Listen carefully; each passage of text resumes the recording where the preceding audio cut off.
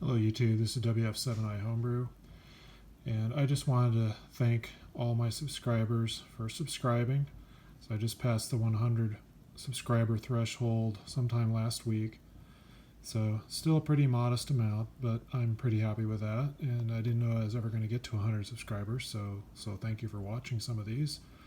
And just as a little short video, I thought I would show a QSL card that I had from 2001, and it was on 6 meters, and I consider this to be one of among some of my best contacts I've ever had as a ham radio operator. So 6 meters, if you're not familiar, is a band, they call it the Magic Band, and that's largely because contacts there are few and far between. The band is dead quite a bit and has little openings here and there, and every so often there's really, really good openings. And this was one of those occasions. It was near the peak of the sunspot cycle back in 2001, and we had, probably a combination of sporadic E skip along with F layer skip, and I was able to work from Tucson, Arizona, all the way into Europe, and this was a South Wales station in the UK, MW1 MFY, and it was on sideband nonetheless. It wasn't a digital mode, wasn't CW, it was actually sideband.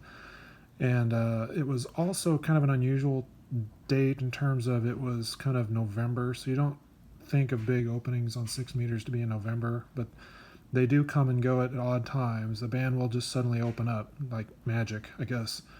But usually the biggest time frame for 6 meter sporadic E is going to be sort of summertime, June, July, kind of around late June, excuse me, around the summer solstice is usually around the peak for the E skip, but this was obviously, involving some F layer as well. But anyway, I just wanted to share that. It was kind of a special time. I had a yagi, 3-element Cushcraft 6 meter yagi up on a tower. It was about 45 feet tall, and I worked a lot of DX in those days. And 6 meters especially, I worked quite a few stations on 6 meters, and I've worked other DX too. I remember I was looking through my logbooks today, and there was a station in Africa. I can't remember now if it was South Africa. It was off the coast, or maybe just off the coast of Africa.